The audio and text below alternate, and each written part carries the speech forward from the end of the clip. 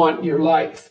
It's a very hard question to answer. You're going to have to put some effort into your life. Set up some aims for yourself, goals that you actually value. You need to be motivated to do that. If you're extroverted, you want friends. If you're agreeable, you want an intimate relationship. If you're disagreeable, you want to win competitions. If you're open, you want to engage in creative activity. If you're high in neuroticism, you want security. So now you've got your thing to aim at. Think, well, I'm motivated because I got my thing to aim at. Yeah. It's like you're not as motivated as you could be because you don't yet have your thing to run away from. Because if you really want to be motivated, you want to be going somewhere and you want to be not going somewhere else. You got to aim at something, otherwise your life is meaningless. Well, what should you aim at? Well, pick something. Aim at it. As you move toward it, you'll get wiser. Then maybe your aim will change. That's okay, but at least it'll change in an informed way. Discipline yourself in one dimension.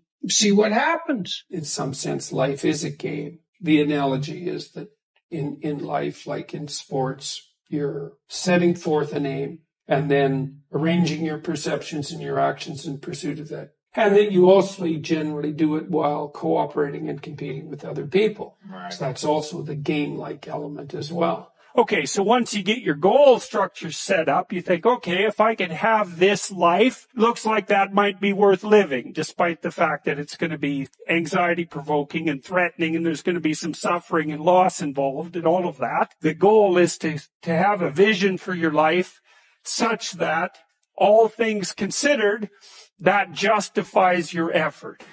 Put yourself in the right frame of mind. Treat yourself like you're someone responsible for helping. You're someone that you are responsible for helping. So what that means is you have to start from the presupposition that despite all your flaws and insufficiencies, that it's worth having you around and that it would be okay if things were better for you. It's like if you want to have everything you could possibly want and more, then be a good person. The better a person you are, the more likely that is to happen. That doesn't mean that you're completely protected against getting cut off at the knees, but there's no better strategy. Then what do?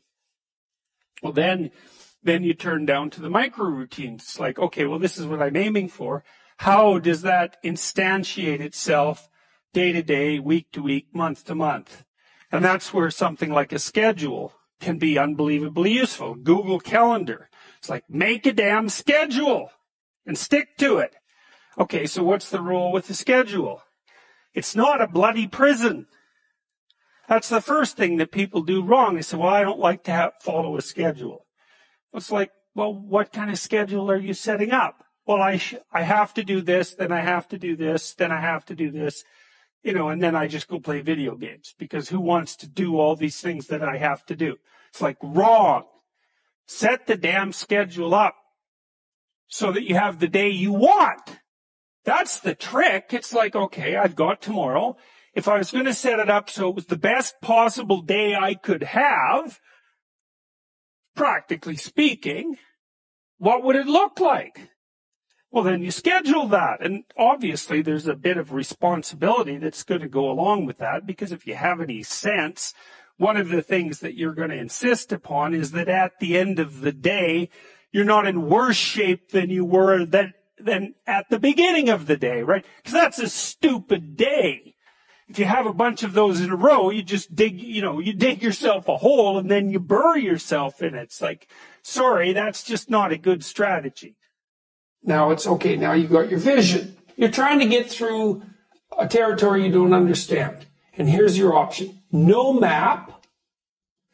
A map that's not so good but has some things about it, or a great map. Well, obviously the great map is the thing you want, but the map that's something is way better than the map that's nothing. Plus, as you explore, because of your map, you can start to fill in the details. Let's say you aim at something and you develop some skills along the way, and then you get like a third of the way there and you think, oh, that's not for me. It's like, well, yeah, fair enough, but now you've still got the skills you developed.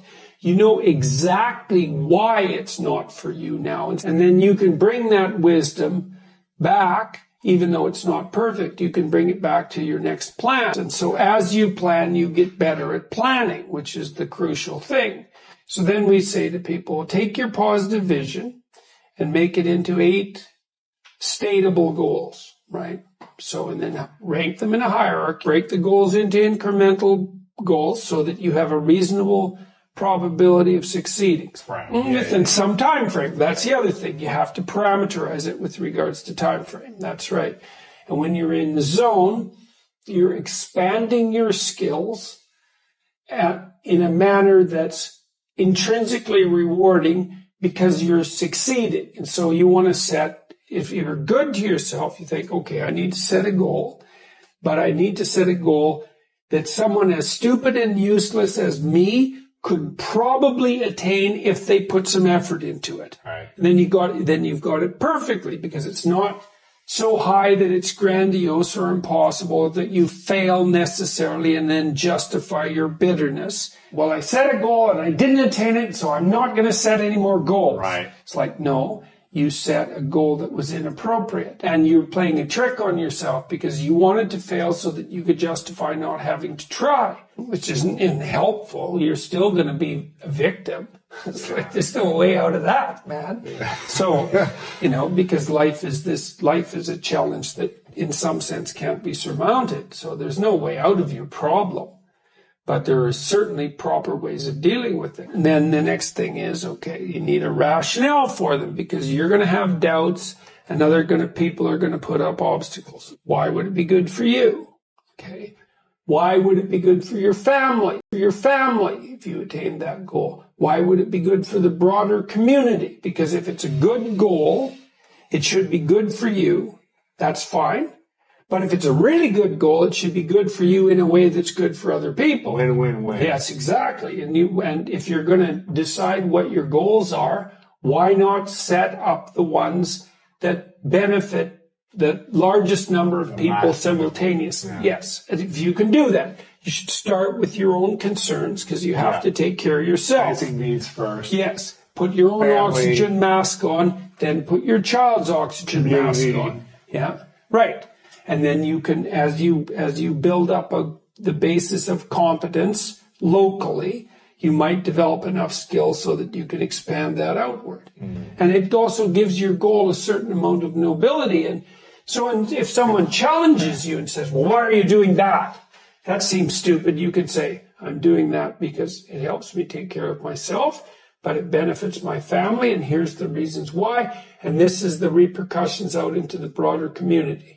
People who are putting up objections and doubts aren't armed to deal with that kind of response. Yeah. And then when you have those doubts in your mind that plague you, you say, why am I doing this? Oh yeah, it's because, well, I have to take care of myself, because otherwise I'm pathetic and useless and bitter and cruel, and then I'm going somewhere terrible, so that's a bad idea, and here's how it would help my family, and here's how it would help the community, and that's good enough set of reasons unless I can think of better ones. Right? If without better ones, that's good enough.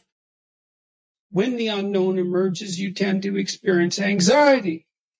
And then there's the known, and I define the known very specifically and very carefully. The known is the place you are when what you're doing produces the results you want. And I say want because that brings motivation and emotion into the game. So you're motivated to pursue something. You pursue it, and what you want happens. Not only do you get what you want, but you get validation for the structure that governs your perceptions and your actions.